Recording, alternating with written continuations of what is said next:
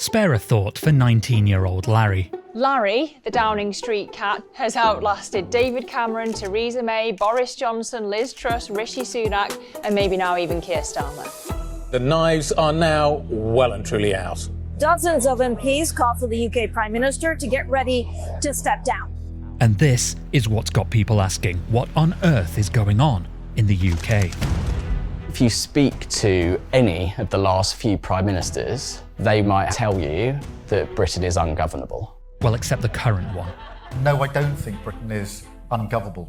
The rhetoric stems from a reality that over 7 years, Britain has churned through 5 prime ministers, while lack of growth and a cost of living crisis have stubbornly stayed put.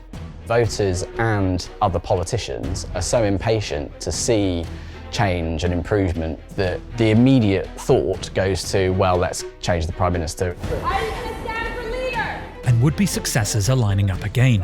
But voters may be overlooking another permanent presence in British politics, less furry than Larry and much less forgiving. You're seeing the bond vigilantes waving their pitchforks and coming out for blood. Wow, gilts are really exciting. Oh, they are. And here's the proof. Britain saw the yield on 30-year government bonds, known as gilts, hit new highs in May. Although this is primarily a political battle, there's no getting away from the fact that the bond market looms large over the whole drama.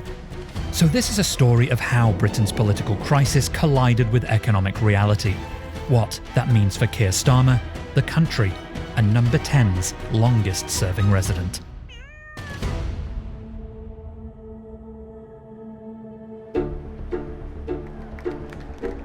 How quickly everything can change. 14 years of Conservative Party rule has come to an end. It was a landslide victory for Labour back in 2024. A huge opportunity for the left of British politics to govern for the first time since Tony Blair and Gordon Brown. Less than 2 years later, the landslide looks more like a sinkhole. The UK has just wrapped a pivotal vote that could put Prime Minister Keir Starmer's party and his job at risk. Will you resign, Mr. Starmer? Are you just squatting in number 10? The local election results in May were dire for Starmer's Labour Party, losing seats left, right and centre, literally. The right-wing threat from Reform UK, led by Nigel Farage, a left-wing threat from the Greens, led by Zach Polanski. Labour turning on itself, blaming the leader for not being able to connect with voters. Keir Starmer hasn't even had 2 years in the job, and people have already decided they've had enough of him.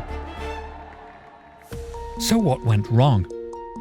The first thing to remember is that Starmer wasn't exactly elected on a groundswell of public opinion in his favour. It was really a sort of negative vote against the Conservatives after years and years of chaos, really, that brought Brexit, Boris Johnson, Liz Truss roiling markets. People had had enough of the Tories and wanted a change, and that was the pretty much one-word slogan of Keir Starmer's election campaign. Then came the fiscal reality check. Within days of taking office, his Chancellor Rachel Reeves said public finances were far worse than feared.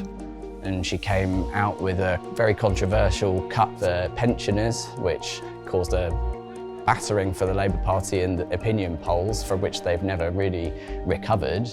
Next came £40 billion of tax rises focused on businesses. It prompted critics to argue Labour had put its growth pledge at risk in a way that would ultimately impact jobs. And it did. Unemployment has risen since Starmer took office. Both payrolls and the number of vacant jobs have decreased, and businesses have pointed to higher employment costs as a reason.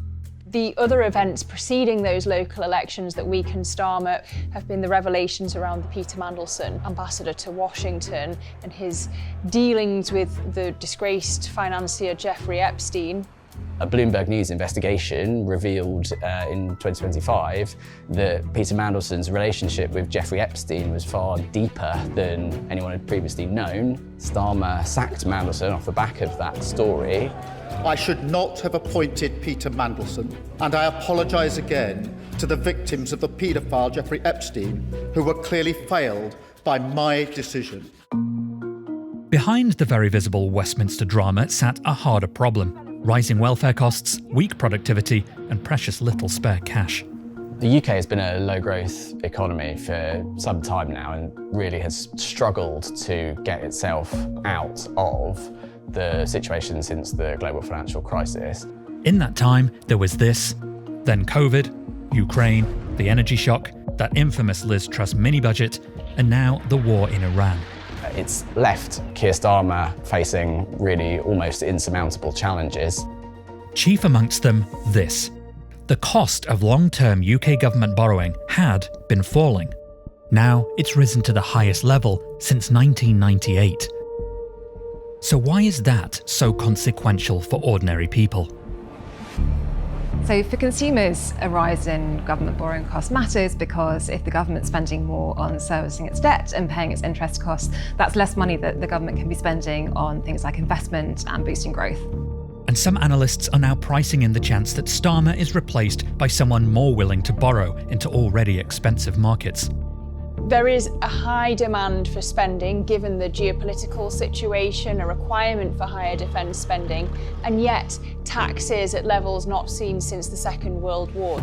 It's been a tricky couple of months for government bonds globally. That's been the case since the outbreak of war in the Middle East. That's fueling new fears over another inflationary wave, and that's seen government bonds from all over the world sell off sharply. You see Japanese yields at the highest level since 97 on some maturities, in the UK since 98, German yields 2011 on some maturities again, the US the highest close so far this year. A worldwide issue then, but one being felt acutely in Britain. These are 30-year yields for each of the G7 nations since January. They're all elevated, but it's only when you add the UK that you begin to see the increasingly costly premium that investors are demanding to lend it what it needs. Global bond yields are higher as a reaction to higher expected inflation because of higher energy prices, but then layer on top of that the political uncertainty. All of that making UK government debt less attractive to international investors. And Britain comes into this having borrowed a lot already. The UK debt, if calculated relative to economic output, is above 90%, which is pretty bad. The more debt you have, the more vulnerable you are to rising interest rates because that makes it more expensive to issue and to service your debt. More spent on interest means less left for anything else. In the most recent fiscal year, the government spent about £100 billion on interest alone. That's pretty close to the UK's entire annual education budget. And this is exactly what people wanted to see change. More money for crumbling institutions. But it gets worse. The UK has a chronic inflation problem. Prior to the war in Iran, the Bank of England had forecast inflation to do this. Yes, hit a 2% target for 2026. That made interest rate cuts look possible and could have eased borrowing costs over time for people and government alike. But in March, it was revised upwards.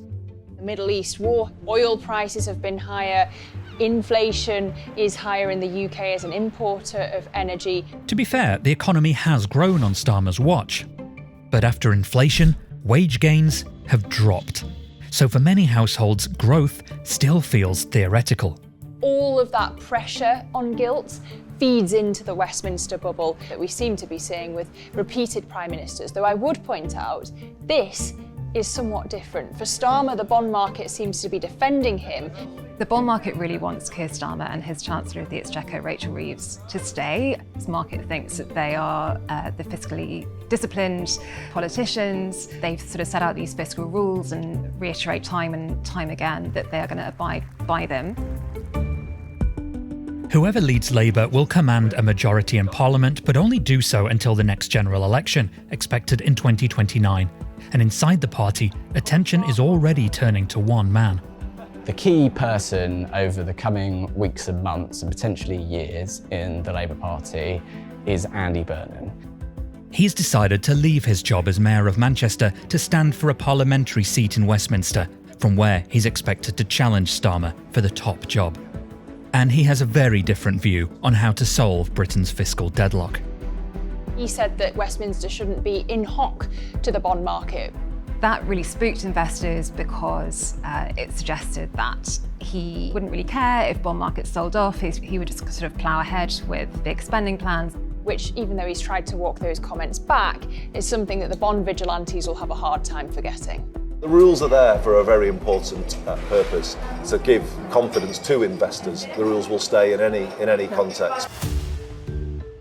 The best case scenario for Labour is that voters take to Andy Burnham and that he has policies that are bold enough to make a difference for the country. The difficulty is lots of these economic problems particularly are structural and immense and very difficult to change in a short period of time. And also the next Prime Minister will be operating, let's face it, in the world of President Trump, where there is constant international instability and there's really very little any Prime Minister can do about that. So whoever walks through that black door next will discover the same thing. Changing the PM doesn't reset Britain's problems. And perhaps that the only truly safe route to securing a long-term occupancy of this place is to be a cat.